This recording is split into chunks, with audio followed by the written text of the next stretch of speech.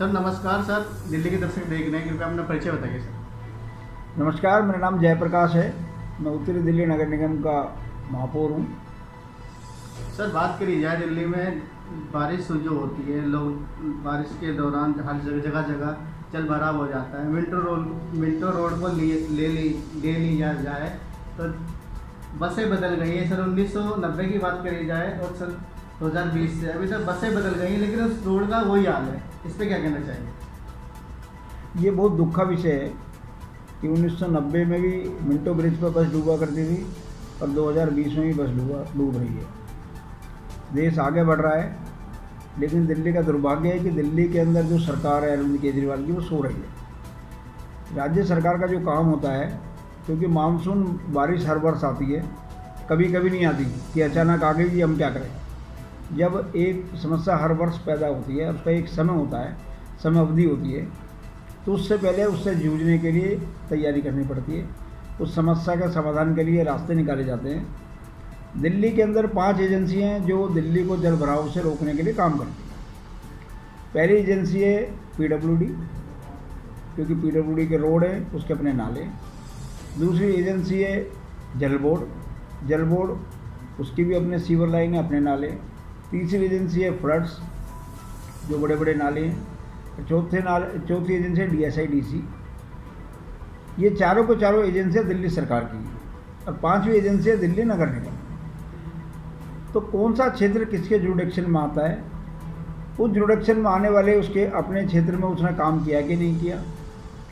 दिल्ली का दुर्भाग्य समझ लो कि दिल्ली के मुख्यमंत्री अरविंद केजरीवाल जी ने जब रविवार को मानसून की पहली तेज़ बारिश हुई, जिसमें मिंटो ब्रिज में बस भी डूबी, एक व्यक्ति को दुखद मौत भी हुई और ITO के ऊपर अन्ना कॉलोनी के पीछे मकान बह गए, नाला उफान पे हो गया और कई लोगों को जान माल का नुकसान हुआ। तो मुख्यमंत्री ने खुद माना कि कोरोना के चलते वो कुछ नहीं कर पाए, जबकि कोरोना के चलते तो दिल्ली को जल भराव से लड़ने के लिए उसका सदुपयोग हो सकता था। क्योंकि कोरोना काल में जब लॉकडाउन में पूरी दिल्ली थी, तो लॉकडाउन का अर्थ था कि सब कुछ बंद था। लेकिन कोरोना में नगर निगम तो काम कर रहा था, नगर निगम सफाई भी कर रहा था, नगर निगम सैनिटाइज भी कर रहा था, नगर निगम बायोमेडिकल वेस्ट भी उठा रहा था, नगर निगम जो लोग कोविड पॉजिटिव पा रहे थे उनके घर को सैनिटाइज कर करके उनको अस्पताल पहुंचाने का काम भी कर रहा था। लेकिन जल बोर्ड के जिम्मे तो कोविड का कोई काम नहीं था, PWD के जिम्मे तो कोविड का कोई काम नहीं था, DSIDC के जिम्मे भी ऐसा कोई काम नहीं था। तो दिल्ली सरकार क्या कर रही थी? तो इसका अर्थ है कि दिल्ली सरकार ने ना कोविड के लिए कुछ काम किया और ना ही मानसून की कोई तैयारी करी।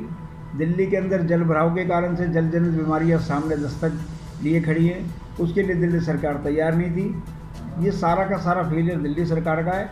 80% दिल्ली को जल भराव से बचाने की जिम्मेदारी दिल्ली सरकार की है।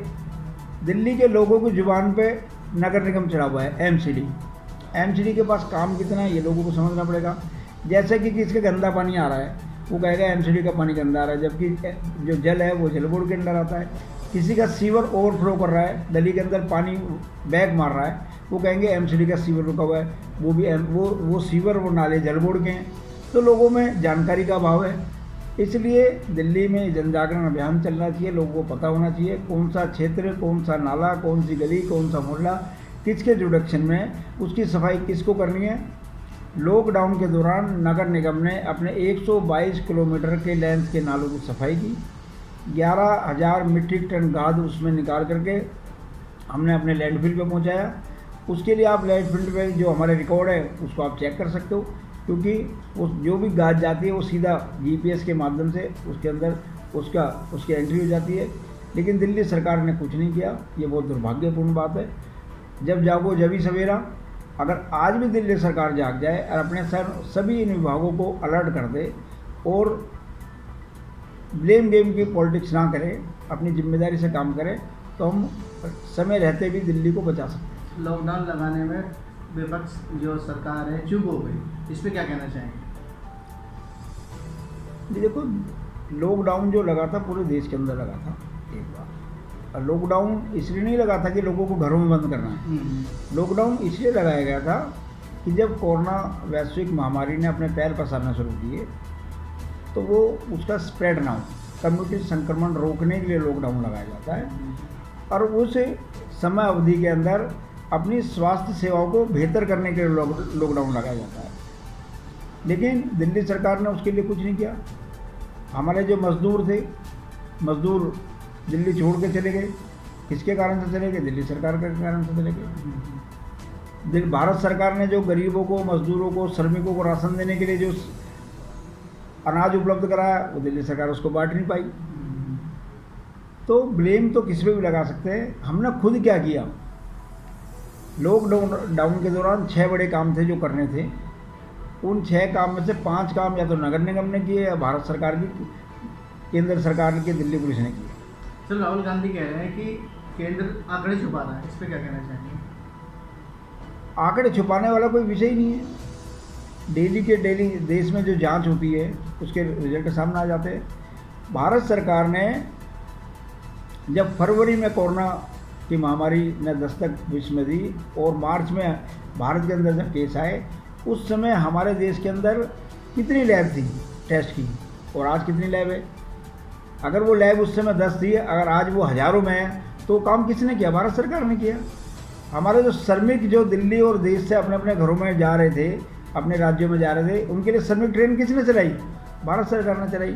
सभी राज्यों को, गरीबों को राशन देने के लिए राशन उपलब्ध किसने कराया? भारत सरकार ने कराया। सभी उद्योगों को दोबारा चलाने के लिए आत्मनिर्भर भारत स्कीम कौन लेकर का है? 1,70,000 करोड़ का आज तक कभी इतना बड़ा पैकेज कोई लेके नहीं आया, वो भारत सरकार लेकर आई। तो भारत सरकार ने समय पर जो कदम उठाने चाहिए तो वो कदम उठाए, जिसके कारण से आज भारत इतना बड़ा देश है। भारत के अंदर अगर ये कदम ना उठाए होते तो हमारा जो कवरिंग रेट है वो इतना बड़ा नहीं होता। आज हमारा जो कवरिंग रेट है 60-65% लोग ठीक हो रहे हैं। अगर ये नहीं होता, समय पर कदम नहीं उठाए गए होते, समय पे अस्पताल नहीं खड़े किए होते, पूरे विश्व का सबसे बड़ा अस्पताल हिंदुस्तान के अंदर, पूरे विश्व के अंदर सबसे बड़ी घनी आबादी हिंदुस्तान, अनेक प्रकार की सभ्यता परंपराएं भारत के अंदर, उसके बावजूद भी सभी राज्यों ने अच्छे से काम किया। जिन राज्यों ने अच्छा काम नहीं किया वहाँ संक्रमण फैला। उसमें दिल्ली भी एक है, उसमें महाराष्ट्र भी एक है। दिल्ली में अगर हमारे माननीय गृह मंत्री अमित शाह जी इंटरफेयर नहीं करते और वो समय रहते यहाँ के अस्पतालों की व्यवस्था को चुस्त दुरुस्त नहीं करते, लोगों में आत्मविश्वास पैदा नहीं करते, तो दिल्ली देश की राजधानी में भी अफरा तफरी मच जाती। दिल्ली के उप मुख्यमंत्री ने तो कह दिया था 5 लाख केस जुलाई के अंत तक आ जाएंगे। अब जुलाई आपके सामने, दिल्ली में कितने केस आपको सामने पता है और कितने केस ठीक हो गए। वो ठीक किस कारण से हुए? व्यवस्थाएं खड़ी करनी पड़ी, स्वास्थ्य व्यवस्थाओं को बेहतर करना पड़ा, टीम वर्क में काम करना पड़ा। नगर निगम, दिल्ली सरकार, केंद्र सरकार, पुलिस सब मिलकर काम करे। उसके लिए गृह मंत्री जी ने मीटिंग बुलाई, सबको बुलाया और सबको जिम्मेदारी पे से काम करने की हिदायत दी और सबने काम किया तो दिल्ली बच गई। सर, कोरोना महामारी के जैसे वो जो है त्यौहार फीके पड़ गए हैं, राखी आ रही है, इस पर क्या कहना चाहेंगे? देखो, जब कोई महासंकट महामारी आती है तो उसमें अनेक प्रकार की समस्याएं आती है। तो आज जो सबसे बड़ा इसका जो हथियार है वो है सोशल डिस्टेंसिंग, वो है मास्क लगाना, हाथ धोना।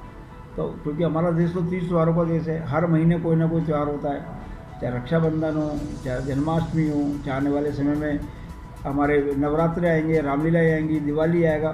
तो इस समय लोगों को बचाने का समय है। तो आज के वक्त के अनुसार हमारे को अपने 30 त्यौहार मनाने चाहिए और डिस्टेंसिंग का ध्यान रखना चाहिए, अनावश्यक बाहर नहीं जाना चाहिए। अगर बहुत ज़रूरी हो तो सबको आना चाहिए, नहीं तो अभी पहला काम है कोरोना से लड़ना, कोरोना को भगाना, देश को बचाना।